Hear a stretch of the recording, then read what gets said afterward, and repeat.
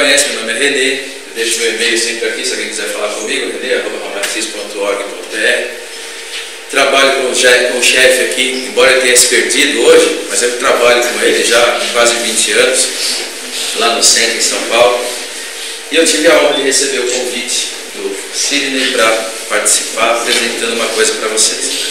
O tema que ele me passou foi esse: o Espiritismo e o Universalismo. Então, para que a gente entre nesse tema e entenda, vamos fazer um pouquinho algumas definições para que todos nós sigamos no mesmo caminho de raciocínio, né? O que é Espiritismo? É fácil de falar, tal, todo mundo fala que é espírita, mas o que vem a ser então o Espiritismo? É uma doutrina de cunho filosófico religioso voltado para o aperfeiçoamento moral do homem, que acredita na possibilidade de comunicações com os espíritos através de médiuns. Uma definição bem simples, bem tranquila do que seria o Espiritismo. E o universalismo, então, o que seria? Sabemos assim, né, entendemos o que é o Espiritismo e o universalismo. O universalismo, uma definição simples, é uma corrente de pensamento não religiosa e antimaterialista, baseada nos estudos de textos de várias religiões e pesquisas científicas. Então veja, o universalismo ele não se prende a religião nenhuma, não é materialista, porque evidentemente existe muito mais coisas do que a própria matéria, mas ele tem um cunho principalmente de pesquisas científicas também. Então é uma coisa um pouquinho mais abrangente, digamos assim, seria o suprassumo do espiritismo. Seria levar o espiritismo a um nível de compreensão mais global, onde todos somos iguais, todos nós temos o nosso direito de pensamento, direito de escolha, mas somos todos iguais. Mas com esse aspecto de ciência. Então o que seria a ciência? A ciência refere-se ao sistema de adquirir conhecimento baseado no método científico, bem como ao corpo organizado de conhecimentos conseguido através de pesquisas. E aí? Como é que a gente consegue relacionar tudo isso? Então vamos ver, vamos procurar entender. Hoje, se nós pegarmos Espiritismo e ciência, se nós formos olhar lá atrás, quando começou a se falar em ciência, o que nós tínhamos? Nós tínhamos duas linhas nas quais não se encontravam nunca. Ciência é uma coisa, Espiritismo é outra. Isso é assim dos primórdios, se nós formos olhar lá atrás, começou a ser assim. Mas não pode estar certo isso. Nós sabemos pelas comunicações dos mentores espirituais que eles têm aparelhos, eles têm tecnologia, eles passam essa tecnologia para nós. Então ciência é uma coisa inerente à espiritualidade. A espiritualidade tem a tecnologia deles e eles passam para nós. Então, a gente não pode caminhar nesse sentido, tem que ter uma outra alternativa. O correto, então, o que seria? Seria que com o passar do tempo, nós fôssemos unindo o Espiritismo à ciência de tal forma que, ao chegar em determinado momento, nós teríamos uma coisa só. Ciência e Espiritismo, universalismo, tudo é uma coisa só. Nós devemos caminhar por aí. Bom, então, vamos pensar no seguinte: como isso vem acontecendo? A primeira coisa que aconteceu de um relato assim importante foi a vinda de Jesus e a apresentação à humanidade do cristianismo. E como é que Jesus fez? Jesus, a gente sabe muito bem que o plano de apresentação da unidade foi um plano muito bem elaborado. Jesus simplesmente falou assim, não foi assim, eu vou descer lá e vou passar uma mensagem. Não foi isso. Ele planejou muito bem a vinda, a estratégia, a tática de abordagem. Então o que Jesus fez? Ele se reuniu às massas, porque ele sabia que não adiantava falar com os poderosos. Os poderosos simplesmente rejeitariam qualquer ideia na qual eles perdessem o poder. Jesus então foi um cara muito esperto. O que ele planejou foi muito legal. Então ele se ateve às massas. Ele foi movimentando cada um, trabalho de formiguinha, até que a formiguinha criasse um formigueiro de tal tamanho que incomodasse os poderosos. Então, foi assim, com o próprio exemplo e essa tática fantástica, ele conseguiu entregar mensagem que ele tinha. Kardec, por sua vez, também houve um planejamento fantástico para Kardec fazer o que ele fez. Kardec, ele era um cara inteligente, ele estudava, fez faculdade e ele tinha na França um total contato com a elite. Então o que ele fez? Ele pegou um movimento de massa que eram as mesas giratórias e foi estudar aquilo para levar para a elite. A partir daí ele começou a difundir pelos formadores de opinião o espiritismo.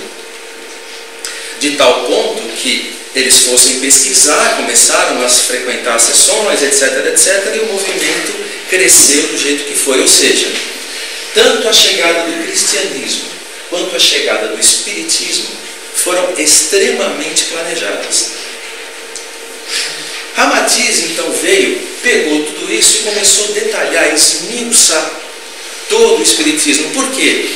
Kardec, embora ele teve uma estratégia muito boa de difusão do espiritismo, ele não podia chegar para todo mundo e falar assim: olha, amanhã você é da classe abastada, mas amanhã você pode nascer numa classe pobrinha.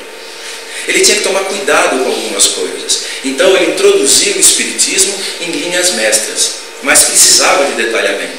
É aí que surge Ramatiz e começa a detalhar, esmiuçar, porque as mentes já estavam abertas para receber essa informação. Quais foram as mudanças que cada um deles trouxe? Jesus, somos todos irmãos. Essa era a mensagem principal de Jesus. Filhos de um único Pai, somos todos irmãos. Kardec, todos estamos sujeitos às mesmas leis. A reencarnação. O que você fizer, você vai pagar. E Ramatiz, o universalismo. Ramatiz então traz essa concepção do abrangente. Então, todos somos irmãos. Eu posso ser seu irmão, mas eu não posso ser dela. Eu posso ser restritivo quando se fala que todos somos irmãos. Todos estão sujeitos às mesmas leis, trouxe Kardec. Mas de repente a tua lei é um pouquinho diferente da minha. E aí chega Ramatiz e fala: universalismo, não importa que centro você frequente, não importa que tipo de coisa você faça, desde que ela seja boa, desde que ela seja abrangente. A ideia que Ramatiz nos traz pelo universalismo. Então, vamos detalhar um pouquinho o universalismo. Então ele aplica-se a todos, não a só um. O que vale para um, vale para todos. É o universalismo. Existem vários caminhos para se chegar no fim. Não existe só um caminho. Talvez aqui, para chegar aqui, porque é uma estrada estreita, mas para outros lugares não. Não existe uma verdade absoluta.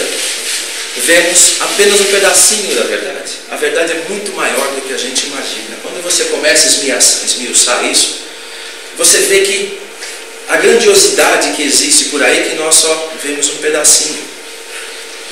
A conduta é muito mais importante que a ideologia. Não adianta vir aqui pregar e falar: não, gente, vocês precisam fazer isso, aquilo, o universalismo tem que ser assim, tem que ser tal. Se eu não seguir isso, não adianta eu falar, tem que fazer, é muito mais importante fazer. Toda e qualquer contribuição para o crescimento espiritual é importante. Ou seja, você é uma sumidade, você é uma pessoa extremamente versada no espiritualismo. Você sabe tudo, sabe as obras de Kardec de ponta a ponta. Aí chega Ramatiz com uma ideia nova. Se você entendeu a mensagem de Kardec, você vai se abrir para escutar Ramatiz, você vai se abrir para escutar o Preto Velho, você vai se abrir para escutar o Caboclo, você vai se abrir para escutar tudo, porque sempre pode haver uma contribuiçãozinha para o teu crescimento. Então, é muito importante não sermos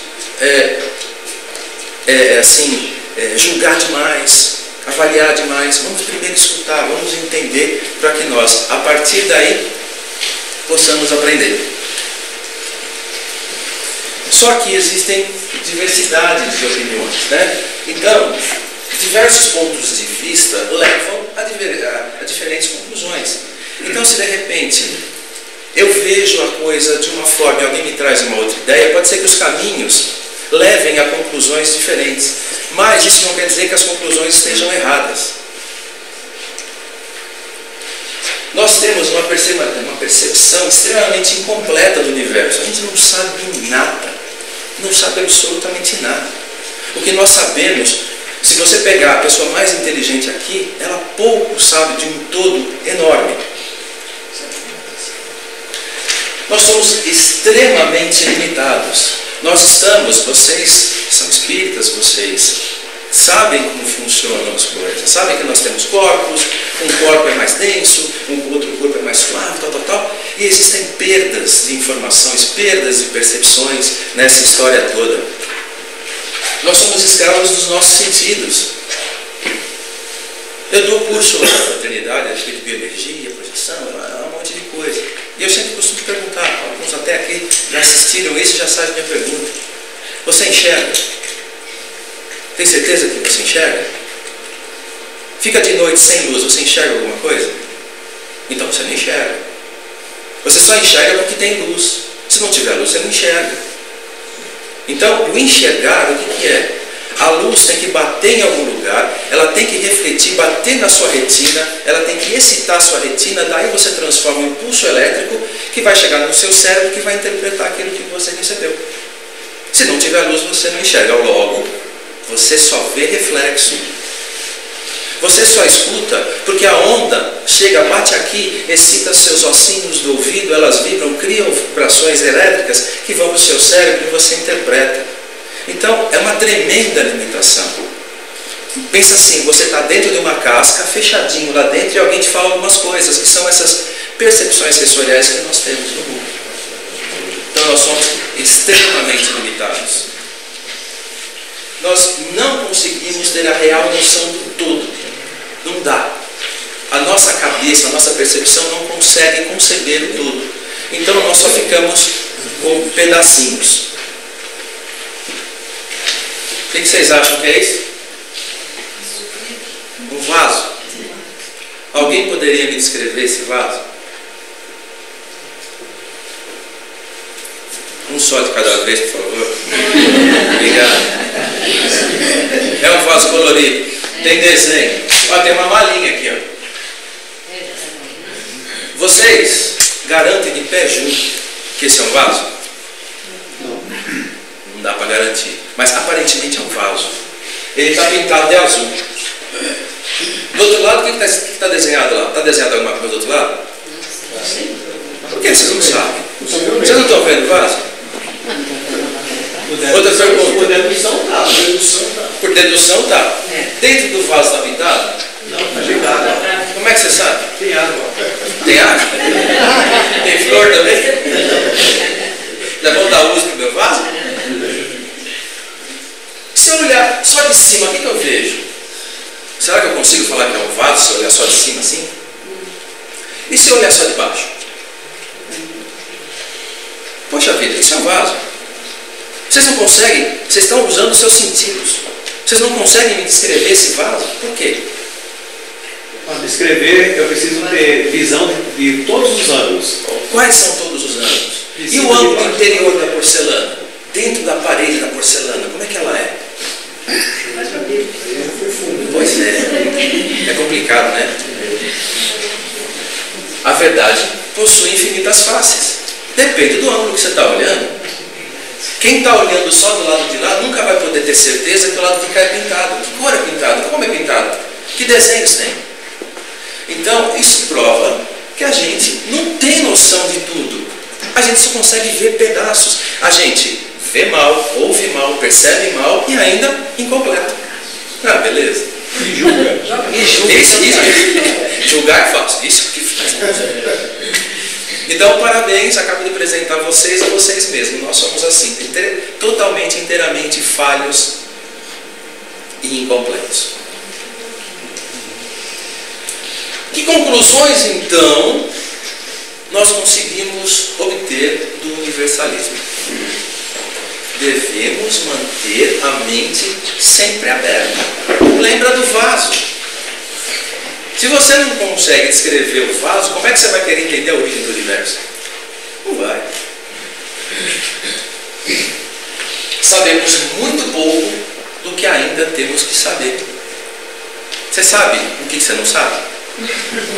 Então, você não sabe nem o que você não sabe. Não é bacana? Sei que nada sei. Só sei que nada sei. Sócrates, 470 e 399 antes de Cristo. O cara já passou a mensagem lá atrás e até hoje tem gente que não entendeu. Só sei que nada sei. Quando você consegue perceber a noção daquilo que você não sabe, você nunca vai abrir a boca para tentar explicar alguma coisa. Você simplesmente fala assim: você pode me ensinar alguma coisa? Veja a mudança de postura. Você pode contribuir num diálogo, mas em momento algum você pode falar assim: o certo sou eu. Não pode, você não tem base para falar que o certo é você. Aí eu pergunto para vocês: ué, como é que a gente encontra o melhor caminho? Eu não sei nem qual é o caminho mais certo. Como é que eu vou fazer? Eu tenho espiritualidade, eu tenho universalismo, todos eles estão me mostrando o caminho, mas eu não consigo achar o caminho. Qual que é o mais certo? Vamos dar algumas dicas para vocês. Coerência. Você conversa com várias pessoas. Então essas pessoas têm que ser coerentes naquilo que elas dizem. Elas têm que trazer informações usando uma linguagem coerente, a informação coerente, para que você una as informações com aquelas que você já tem, para você subir um degrau do seu conhecimento. Consenso. Deve haver consenso nas várias comunicações que você receber, para que assim você tenha condição de agregar aquela informação ao teu conhecimento. Então eu converso com um outro lá longe, tal, tem coerência? Tem. A comunicação é legal? Tá tudo bem. É um consenso em tudo? É. Então eu posso pegar isso para mim. Análise rigorosa de qualquer comunicação, do ponto de vista lógico, bem como no confronto com as verdades científicas, novamente aqui, né? Demonstradas, pondo de lado tudo aquilo que não possa ser logicamente explicado. Então, vejam, vocês acham que com essas informações é possível mais ou menos achar o caminho que vocês possam seguir? Parecem ser coerentes as informações, né? Onde vocês já viram isso na vida? Olha que coisa feia. Livro dos Espíritos, Allan Kardec, 49ª edição, Introdução ao Livro dos Espíritos. Isso está lá, na página 17. Tão simples. Quando eu cheguei ao Espiritismo, esse foi o primeiro livro que eu li.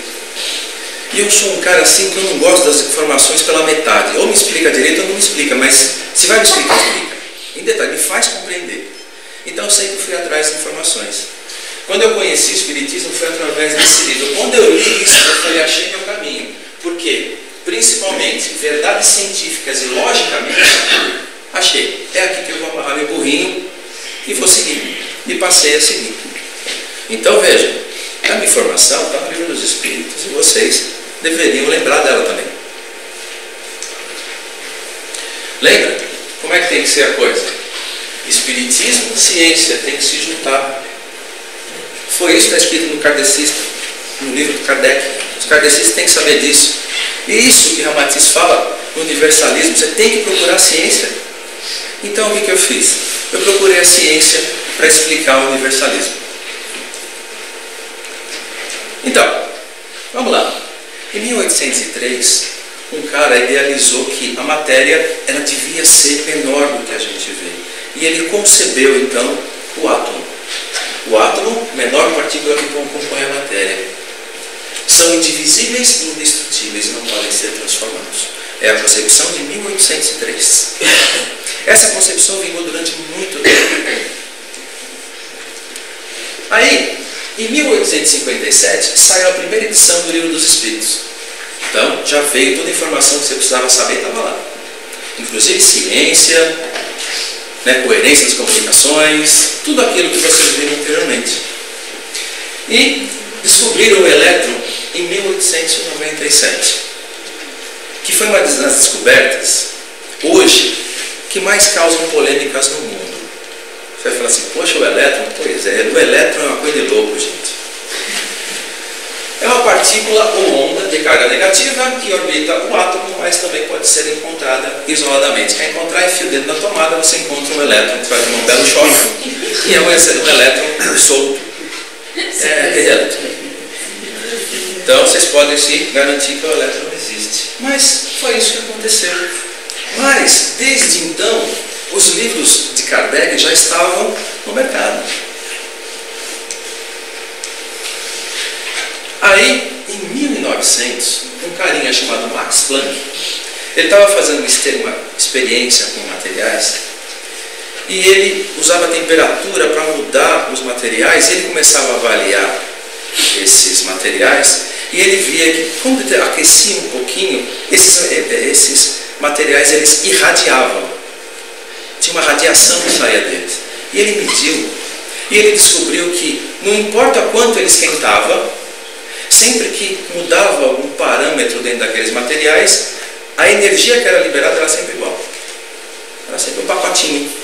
Um pacotinho de energia é chamado de quanta. Então, por isso que energia quântica, é energia de pacote. É só isso. Ele não sabia por quê, mas quando ele se aumentava a temperatura, mexia na temperatura das coisas, as coisas liberavam um pacotinho de energia, que era sempre igual. E isso foi uma dúvida muito grande. Você aumentava tantos graus, pum, saia a radiação de um tamanho. Aumentava um pouquinho, pum, novamente uma radiação desse tamanho. E assim, você baixava a mesma coisa. Então, criou-se essa polêmica. Tem alguma coisa na matéria que é esquisita. Aí, um carinha que vocês devem lembrar o nome, ele criou a teoria da relatividade geral. Né? Os físicos da época, e evidentemente Einstein foi o pai da publicação, ele publicou que ele avaliava os astros e via como é que eles se comportavam e procurava justificar por que eles se comportavam dessa forma. E ele criou então essa metodologia através da observação que explica a órbita dos planetas, a influência da gravidade dos corpos, tempo, espaço, etc, etc. Assim, para a gente entender rapidamente a teoria da relatividade, pensa assim, quando você olha para o céu à noite, você vê um monte de estrelas. Só que existe uma medida que vocês vivem escutando por aí, que é não sei quantos anos-luz. Anos-luz é quanto a luz percorre em um ano. Então, quando você acende a luz na sua casa, imediatamente ilumina.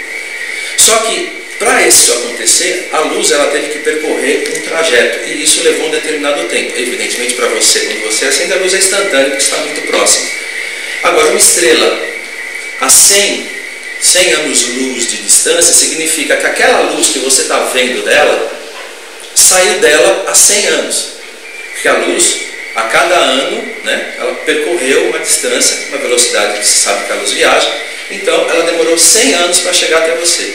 Isso significa que aquela estrela já pode ter morrido e você ainda continua vendo a luz dela. Se você pegar uma pessoa daqui e colocar lá naquele sistema solar, ele vai olhar o Sol dele, aquela estrela, ele vai olhar e falar assim, essa estrela morreu.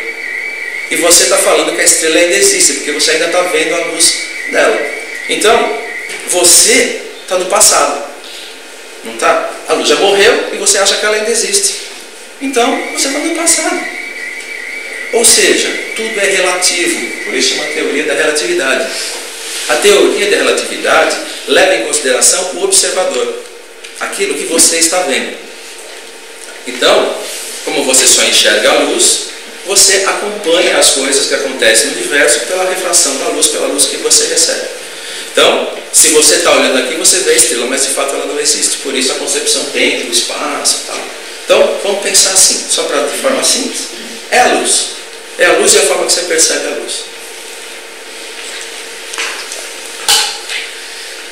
Em 1905, Allan Kardec já tinha publicado vários livros. E Einstein surge com o conceito massa-energia. O que é esse conceito massa-energia? A célebre fórmula E igual a MC ao quadrado.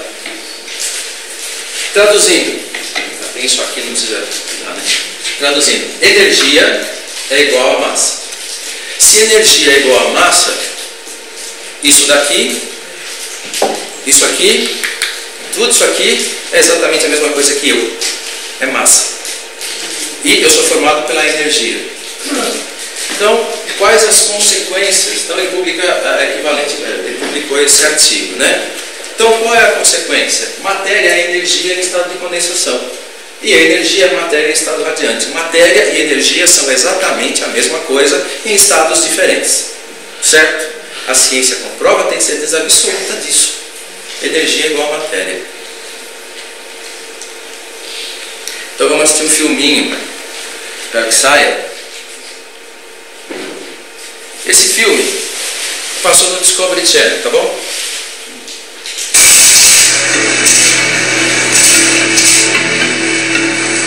La materia forma todo lo que existe en el universo, desde la tierra bajo nuestros pies hasta las estrellas en el firmamento. La materia tiene 4 estados: sólido, líquido, gas y plasma. Las moléculas de los sólidos están muy cerca una de otra y mantienen su forma. Si les añades energía, calor por ejemplo, empiezan a separarse y derretirse formando un líquido que no tiene forma. Más energía y la materia se convierte en gas. El gas a muy altas temperaturas se convierte en plasma, el cuarto estado de la materia, provocando que los electrones se separen de su núcleo atómico y floten libremente a su alrededor. Aún en los climas extremadamente fríos, los sólidos como esta nieve se convierten en líquidos cuando la energía del calor aumenta la temperatura más allá del punto de fusión del agua. Los líquidos no tienen forma sólida, pero tienen volumen y se mueven llenando los espacios, aún los muy grandes como los océanos. Aunque es obvio que el hielo se derrite, las rocas también se derriten si hay suficiente energía. La roca derretida por el calor y la presión en lo profundo de la Tierra brota como magma y lava líquida durante una erupción volcánica.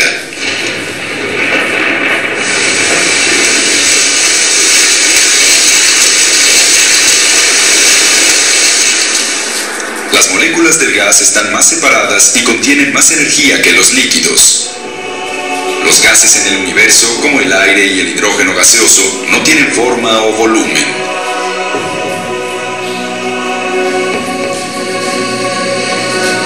El plasma en el universo es gas a muy altas temperaturas. El plasma forma más del 99% de nuestro universo visible. Sus partículas cargadas de electricidad son la materia que forma las estrellas.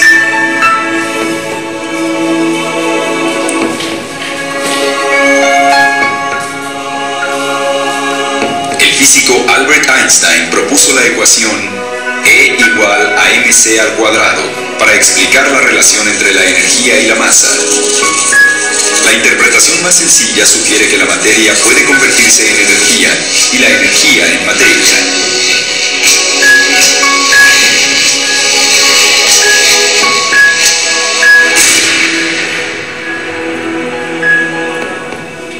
La teoría ayuda a explicar el curioso nacimiento de nuestro universo, cuando una enorme cantidad de energía se convirtió en materia. Sin importar su estado, la materia nos demuestra la propiedad de la inercia. Esta ley natural nos indica que la materia no cambia a menos que una fuerza externa lo provoque.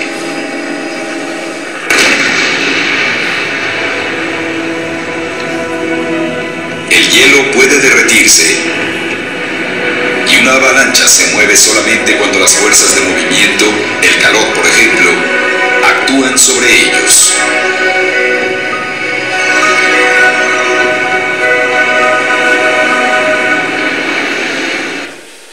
Então isso é um filme que passou no Discovery Channel baseado em mc ao quadrado, a teoria de Einstein.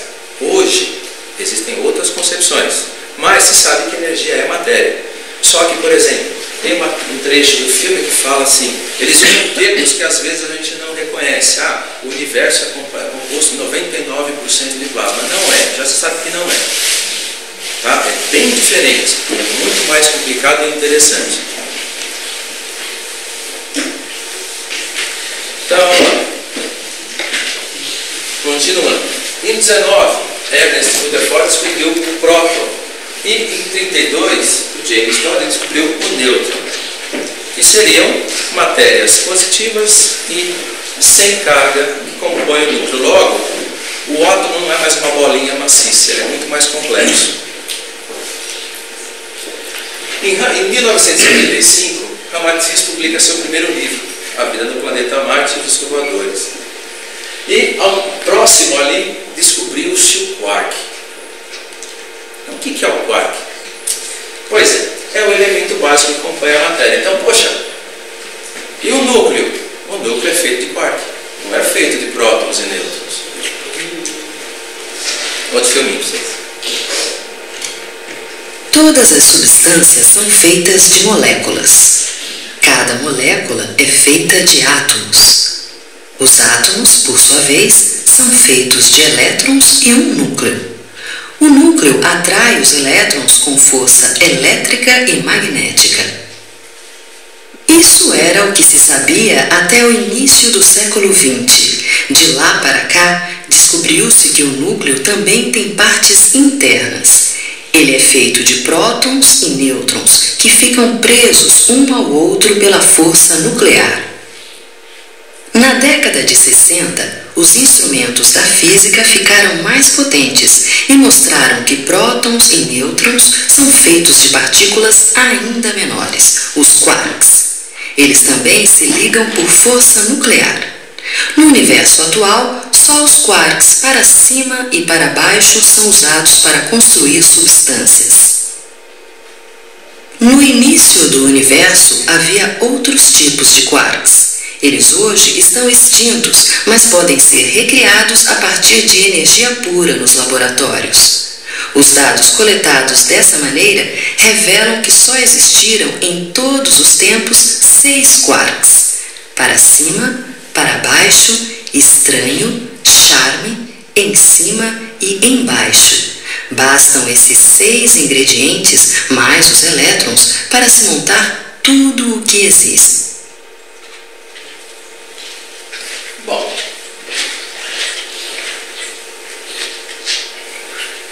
então, você vê que a física está indo para frente, está descobrindo outras coisas. Em meados do século XX, é reforçada a física quântica. Aí que o negócio enrola de vez. E aí que hoje em dia você vê muito espiritualista falando assim, não, as coisas são explicadas pela teoria quântica, pela física quântica. A física quântica é enrolada. Ela explica muita coisa? Explica, mas ela coloca muito mais dúvidas do que certezas. Usada principalmente para explicar o comportamento de sistema em escala atômica ou nuclear. Então, a teoria quântica vai ver ali, vai ver isso que nós estamos vendo até agora. Ela é uma metodologia estatística e probabilística. Então, ela só trabalha com possibilidades. Sempre foi assim e continua sendo assim. Diferentemente da teoria da relatividade, que observava astros, via o que acontecia e formulava um jeito de explicar aquilo lá. Então, essa técnica, essa teoria quântica, ela explica a relação de corpos negros, órbitas estáveis de elétrons, supercondutividade, um monte de outras coisas. Aí, o que acontece? Vamos pensar, lembrar do nosso tempo de escola, né? Você tem a Terra aqui e a Lua lá. Se você perguntar para um astrônomo onde está a Lua, ele vai te falar, a Lua está ali, né? Não só está ali, ela está nessa latitude, nessa longitude, nesse... Ele vai explicar tecnicamente exatamente o que a Lua está fazendo. Se ela espirrar, ele te fala que ela espirrou. Porque ele sabe, ele está vendo, ele constata. Ao passo que a teoria quântica não. Se você pegar o átomo de hidrogênio, que ele tem um núcleo e um elétron, se você chegar para o físico quântico e falar assim, onde está o elétron? Ele vai falar assim, existe uma possibilidade dele estar aqui. Existe uma probabilidade dele estar aqui. Mas, ele não vai te falar, ele está aqui, como o astrônomo fala que a Lua está lá.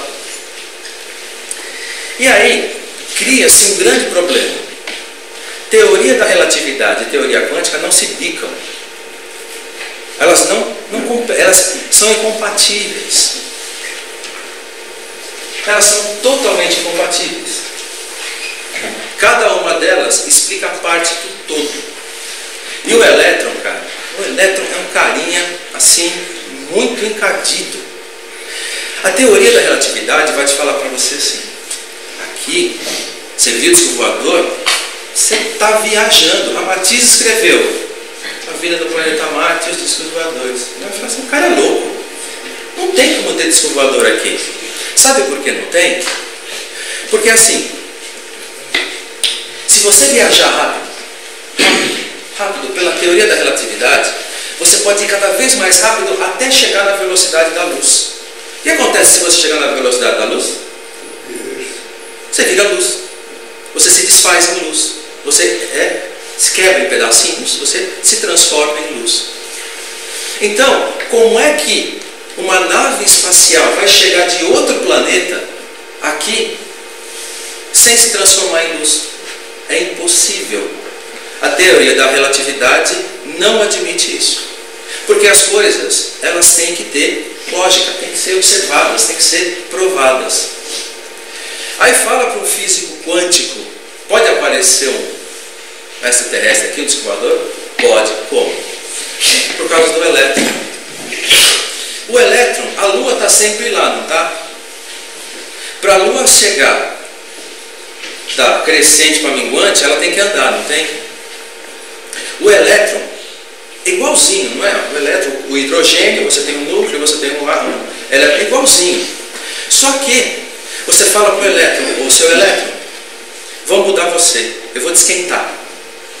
Aí você esquentou ele está aqui. Imediatamente ele aparece aqui. Ele fez a órbita dele em tempo zero. Ele se desmaterializa aqui e aparece aqui. Como isso é possível?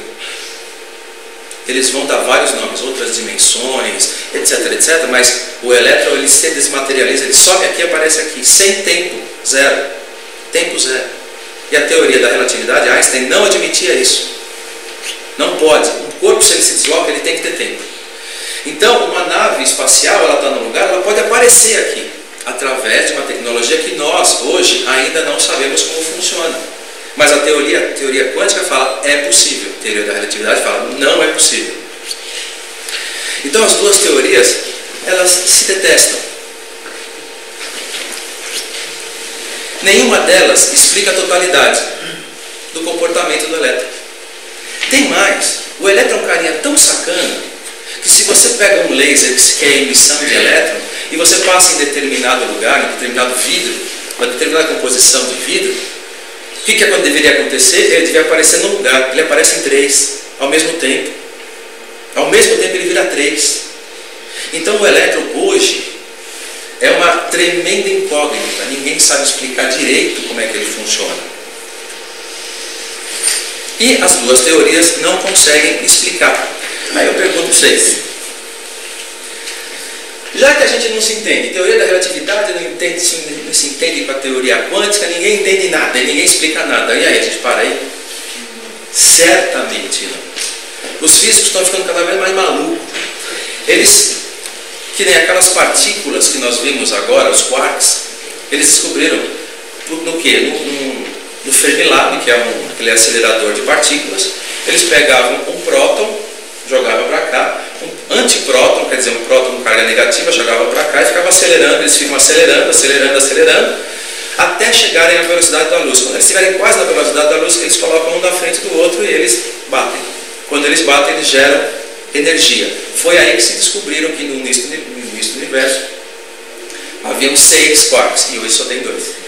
Então, essas descobertas de partículas e tudo mais está sendo feita constantemente. E novas pesquisas estão sendo feitas. Por quê? As descobertas que eles estão fazendo estão levando a coisas cada vez mais complicadas. E aí, criaram uma coisa chamada teoria das cordas. O que é isso? O que isso tem a ver com espiritualidade e universalismo? Tudo. A teoria das cordas fala assim, que é um modelo baseado em cordas, e não por pontos sem dimensão, que são as partículas.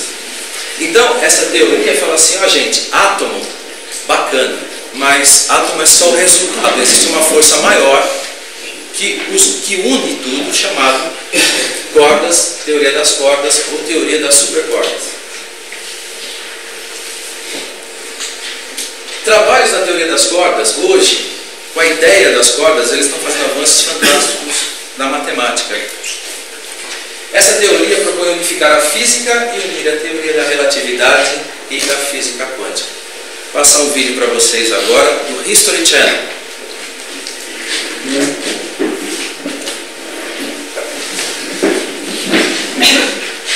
Isso seriam as cordas. As cordas, então, seriam pequenos filamentos que eles teriam a capacidade, a função de unir todas as coisas. São eles que vão unir as coisas, unificar os quarks.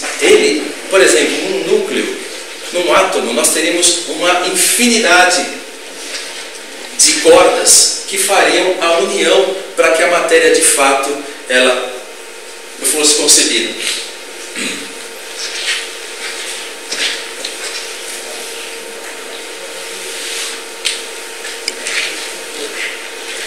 A teoria das cordas abre grandes possibilidades de um novo modelo, porque sai daquele modelo pequeno que nós tínhamos e avança. Redefine conceitos da teoria da relatividade e da física quântica e a energia primordial do universo. Um outro vídeo do The History Channel. As duas teorias se odeiam. Elas são totalmente inconsistentes e incompatíveis. Não há como entender, no mundo de hoje, uma versão quântica da relatividade geral. Como podemos ter um casamento forçado entre duas teorias que não gostam uma da outra?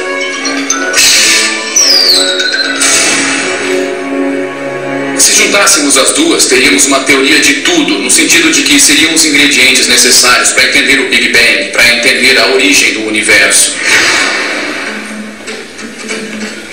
Quando na década de 80 os cientistas surgiram com uma ideia lírica, a teoria das cordas, ela prometia solucionar todos os mistérios do universo, incluindo se os universos paralelos seriam ou não reais. A ideia é que todas as partículas não são pontos sólidos como a ciência dizia que eram. Ao invés disso, se observar de perto, as partículas são de fato objetos pequeninos como cordas, que vibram individualmente de várias formas. A teoria das cordas surgiu a partir da ideia de que uma corda vibra para gerar partículas diferentes, criando eventos físicos. De certa forma, isso é meio musical, é como usar uma guitarra ou um baixo para criar notas diferentes a partir das vibrações das cordas. Enquanto os cientistas exploravam a teoria das cordas mais profundamente, eles fizeram uma descoberta impressionante.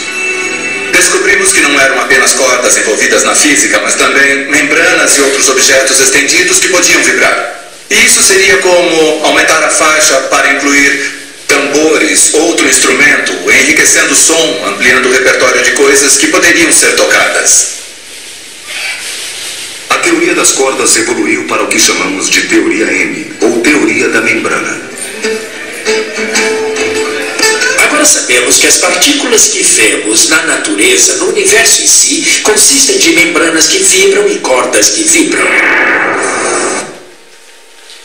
Então, agora a concepção é diferente. Você tem as cordas, e as cordas elas são extremamente suscetíveis àquilo que você pensa, àquilo que você faz, da forma como você age. É lógico, vocês aqui, todos os vídeos que a gente vai ver, falta só acho que mais um, eles vão falar em termos científicos, dimensões, planos somos nós falando, né? Dimensões, como é que é? Eles falam outros termos e vão usando vários termos diferentes, mas prestem atenção no que eles falam. Então veja, a tua vontade, o teu desejo, ele, pela teoria quântica, ele seria capaz de movimentar o elétron, tal. Não, é muito mais interno isso. Ele movimenta as cordas, eles fazem com que as cordas que montam a matéria de que você é formado, ela mude, ela vibra conforme você pensa, como você age, como você faz, como você interage com as pessoas. Então, de forma subatômica, lá dentro, ela está mudando o seu ser. Então, se você for fechado às informações, você bloqueia o teu crescimento. Se você for raivoso, etc, bravo, irritadiço, etc, você prejudica a si mesmo, porque você faz com que essas cordas vibrem assim. Então isso reforça extremamente a teoria da bioenergia, o que a gente estuda de bioenergia nos livros, porque afeta diretamente o teu ser. Aí, eles falam de uma outra teoria, a teoria M. O que é a teoria M? Se você tem membranas que montam o universo, você pode ter, se você tem as cordas que montam o universo, essas cordas elas podem se unir formando uma membrana. Poxa, o que seria então essa membrana? É a que forma o universo inteiro. Então nós estamos dentro de uma membrana. Quando nós falamos o quê? Que tudo é energia? Pois é. O que Einstein falava? Nós estamos dentro de um campo. Hoje se fala, nós estamos dentro de uma membrana. Fala-se a mesma coisa de formas diferentes, mas constata-se que isso que forma o universo. O homem e seus corpos são formados por incontáveis cordas regidas por uma força maior, mas sob influência do próprio homem. Ou seja, você faz com você o que você quer. O universalismo não se expressa apenas por ideias e ideais, mas sim pela própria essência. Nós somos universalistas. A natureza é universalista. A mesma corda que está lá no planeta XYZ, na galáxia não sei o que, é a mesma corda que está em você. Ela só está vibrando diferentemente, ela está reunindo a matéria de forma diferente, mas essência, o universo é universalista. Você imagina você pensando num nível universalista, discutindo se as ideias de Ramatiz coincidem, se o kardecista concorda com as ideias de Ramatiz. Não tem sentido. O sentido o que é? É a informação, é o geral, é o universalismo que tanto Ramatiz insiste e prega. Então, gente, nós temos que ficar atentos a isso. Então, a gente conclui que a ciência caminha para o encontro da espiritualidade. A ciência vai comprovar a espiritualidade. Não tem como não provar. A ciência atual é incompleta, necessita de novos conceitos e visões. E existem essas que eu mostrei para vocês. Estamos no limiar de descobertas que mudarão a visão da humanidade. Quando se constatar a espiritualidade, a conexão com a espiritualidade, as coisas vão mudar. Hoje um cientista, ele fala que ele não pode aceitar a espiritualidade porque não tem como provar, mas eles estão chegando lá para provar. Novas descobertas e novas teorias apontam para a necessidade de avanço na ciência, como matéria escura, energia escura. Isso daqui acabou com muitas coisas que o Einstein falou, embora ele tenha previsto isso, e depois ele mesmo falou que foi o maior grande erro da vida dele, foi ter previsto isso. Hoje se comprova isso com instrumentos, energia escura e matéria escura. Então, o que nos aguarda? Os cientistas admitem, pela teoria das cordas, dimensões paralelas, universos paralelos, corpos paralelos. Eles admitem. E a ciência caminha para descobertas finais para comprovar definitivamente a existência dos planos espirituais. Vocês vão assistir o último vídeo. Prestem atenção como o cara explica isso. Ele vai falar em termos de ciência, mas prestem atenção no que ele vai falar.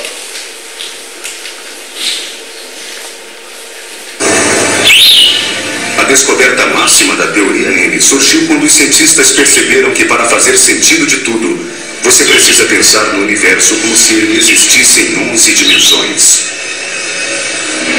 Se você está sentado no topo de uma montanha e olha para baixo, você pode ver as pequeninas vilas separadas que estão unificadas. Mas no topo da montanha, você vê algo coerente, coeso, uma cena bonita. Essa é a teoria M. A teoria M explica como funcionam as menores e também as maiores coisas no cosmos. Ela também propõe que todos vivemos em uma membrana energética gigante. Nossos universos estão presos a esta parede através de dimensões invisíveis. Para deixar mais complicado, A teoria M propõe que 6 ou 7 destas dimensões, as que não podemos perceber todos os dias, são pequenas e estão bem diante do nosso nariz. Em cada ponto de qualquer uma destas pessoas andando, você escolhe um ponto. Nesse ponto é incrível, mas haverá 6 ou 7 dimensões bem pequenas e espiraladas que você não percebe. Estas membranas também estão bem próximas uma da outra. Você poderia ter uma dessas membranas sendo um universo e indo para o lado você teria outra membrana como um universo separado. E talvez a 1 ou 2 milímetros de distância. As paredes gigantes de matéria energética flutuam lado a lado, como folhas imensas na massa ou hiperespaço. Um universo inteiro pode estar ligado a uma membrana, ou um universo pode ocupar o espaço de um outro. Nosso próprio universo está na pele de uma destas membranas gigantes, que por sua vez está à deriva no oceano cósmico do espaço.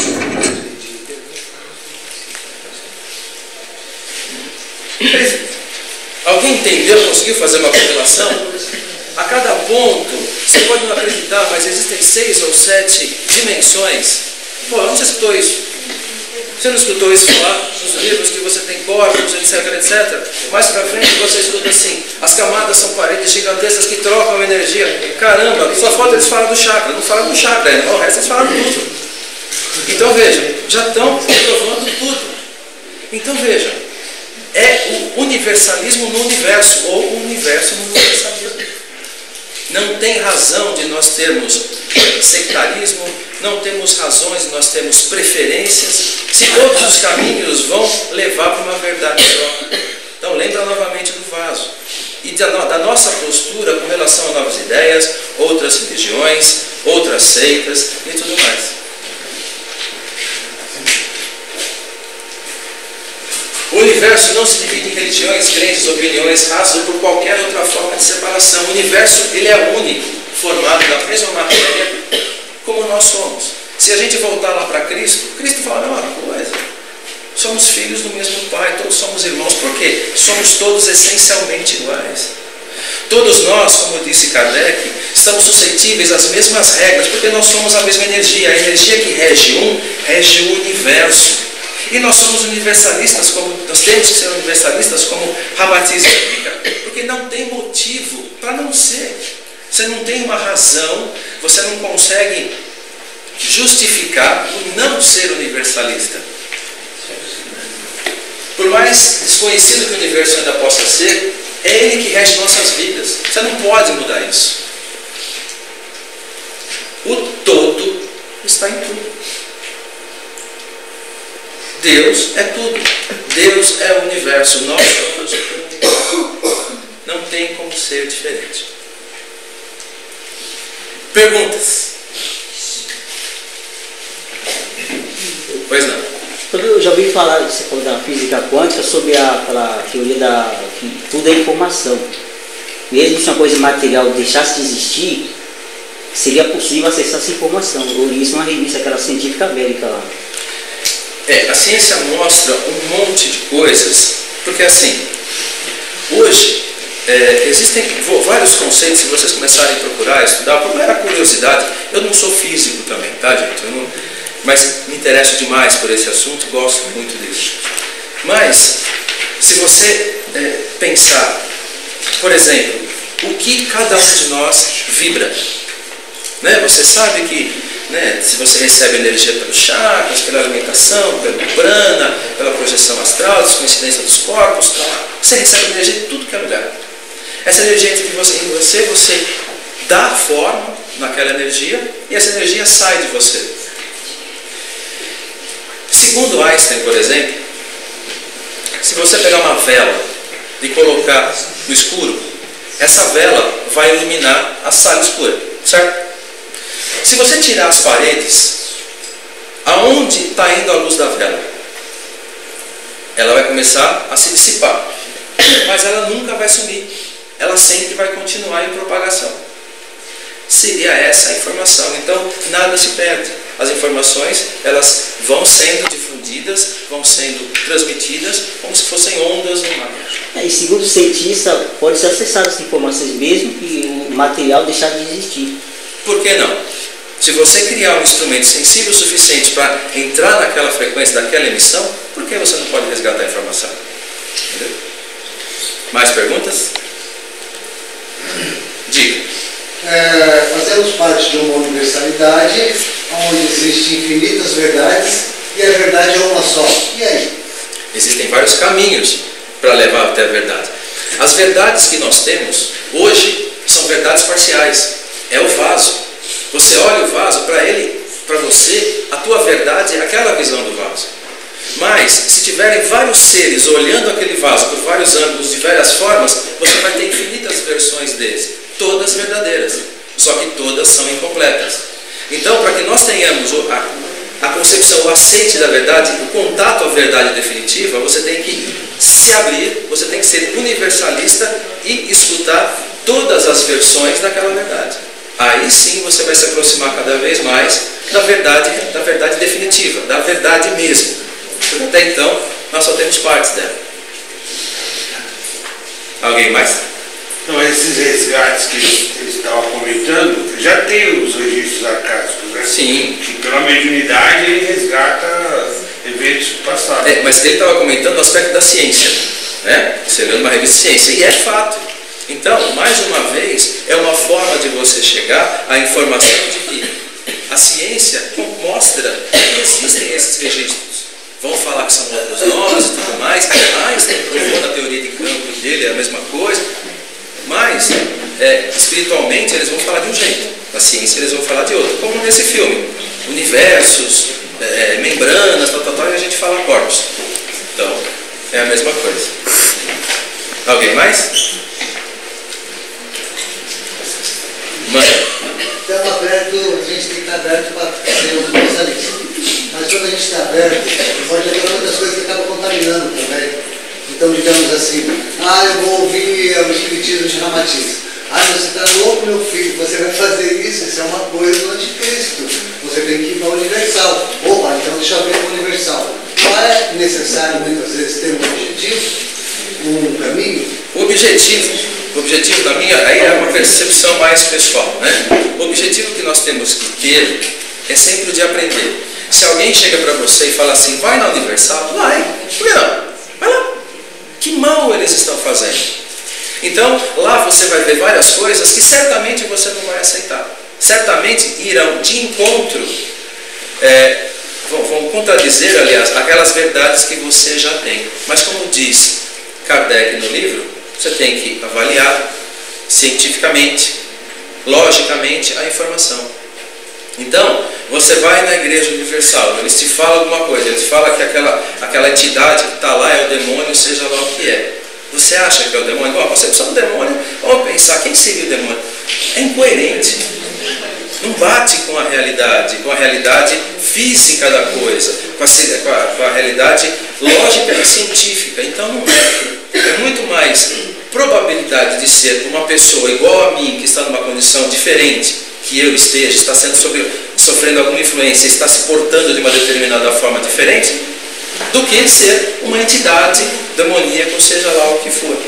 Então, você tem que avaliar. Em contrapartida, você vai entrar numa igreja universal, ou qualquer igreja evangélica, vocês vão ver a devoção que eles têm, coisas que você muitas vezes não vê numa casa espírita.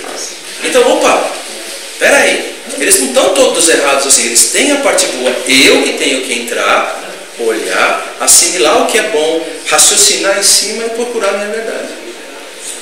Entendeu? Alguém mais? Sim, pois não? Mas como você estava dizendo, nós estamos quase que próximos, né, de chegar na verdade realmente, né, o espiritismo. Parte. A gente sempre vai estar em parte. Então, essa parte que você diz não é o próprio homem, os preconceitos, né? Esse preconceito que tem em relação às religiões, principalmente em relação ao espiritismo. É por isso que Ramatiz fala do universalismo. Se você pegar, novamente, como eu baseei minha palestra toda na comparativo ciência e espiritualidade, né? Então, se você pegar a ciência, se você pegar e for avaliar cientificamente falar como cientista, ele pode ser espírita, mas ele vai falar para você que eu não posso admitir que eu sou espírita, porque eu preciso de comprovação. Então eles dizem assim, o cientista, a ciência só comprova alguma coisa, só muda o conceito dela se realmente ela prova, do contrário é superstição ou algum ideologismo que possa existir. Então a ciência precisa provar. É lógico que entre os cientistas existem vários espíritas que querem provar exatamente aquilo que nós estudamos, aquilo que nós falamos, aquilo que nós entendemos, mas para isso eles precisam comprovar. Por exemplo, vocês já devem ter escutado falar da Partícula de Deus, como é que é, gente? Me ajuda a lembrar aí. Partícula de Deus. Partícula de Deus. Alguém já escutou isso? O que é a partícula de Deus? Partícula de Deus é um elemento do átomo. Se energia é igual a matéria, isso vem da teoria da relatividade, tá bom? Se energia é igual a matéria e matéria é igual a energia, tudo é a mesma coisa. O que faz uma passar para a outra? Por que uma? Porque de repente ela é matéria, por que de repente ela é energia? Porque alguma coisa faz com que isso aconteça. Quem? A partícula de Deus. Essa partícula de Deus, ela é possível? Sim, ela é possível. No Fermilab, que é o acelerador de partículas, eles estão promovendo essas colisões, já promoveram bilhões delas, várias deles, constantemente eles fazem isso, e ficam avaliando, eles estão próximos a chegar nessa teoria de Deus, que na verdade é chamada de teoria de Higgs. Um cara chamado Peter Higgs, em 1964, propôs que existiria essa partícula, que essa partícula seria aquela unificadora dentro do átomo que faria as conexões. Só que ele determinou, ela deve ser assim, assim, assim, assim, então baseado nas estatísticas que ele fez, eles procuram. Aí, e se acharem? O que muda para nós? Nada. Sabe por que não muda nada? Porque eles descobriram hoje em dia, eu falei para vocês da matéria escura, da energia escura, eles descobriram hoje que o universo é muito complicado. O universo não segue absolutamente nada a teoria da relatividade. O universo é muito mais complexo do que o Einstein previa. Então, a matéria de Deus, a partícula de Deus, ela explicaria a formação da matéria. Sabe quanto do universo inteiro se calcula que é matéria? 4%. 4% do universo é matéria como eu e vocês. 23% é formado de matéria escura e 73% de energia escura. Então o que acontece? Se descobrirem a partícula de Deus, vão explicar 4%. A matéria escura é formada, ela existe, ela distorce a luz, ela é comprovada por laboratórios, eles provam que ela existe. Ela forma 23% do universo. Eles estão tentando receber ela aqui. A matéria escura passa em todos os lugares, ela permeia todos os lugares. Ela passa pela Terra, ela passa pelos nossos corpos, ela passa em todo lugar. Eles estão fazendo estão colocando certos elementos químicos em certos lugares, em certos equipamentos, deixando a grandes profundidades, a temperaturas baixíssimas, e ficam medindo para ver se a matéria escura passa lá. Até agora estão fazendo isso há 10 anos. Eles sabem que ela existe, mas eles não conseguem localizar. Além disso, existe a energia escura, que compõe 73% do universo, 73% do universo. Só mais uma coisa, a matéria escura não é feita de átomos. Ela existe, mas ela não é feita da matéria como a gente, ela não tem átomo. Pode ser corda, pode ser qualquer coisa, mas não é átomo.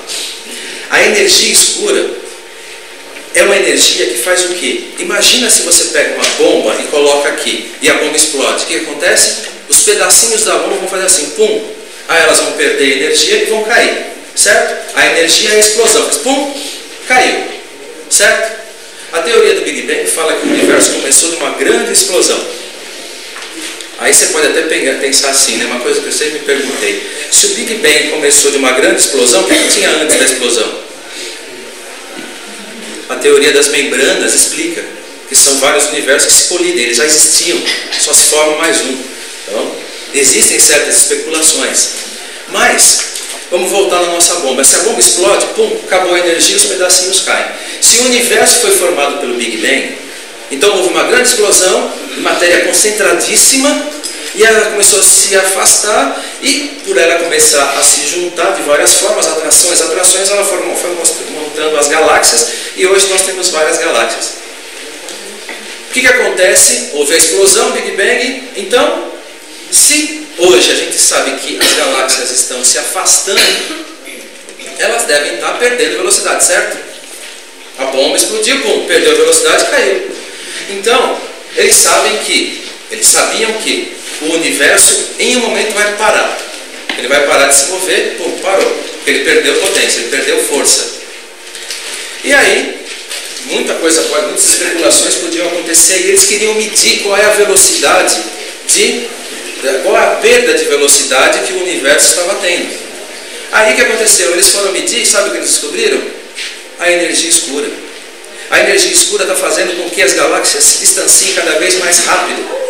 Ao invés de perder velocidade, ela está aumentando, aumentando, aumentando. Sabe o que isso significa? Que daqui a alguns N anos, milhões de anos, quando você olhar para o céu, você não vai ver mais estrela.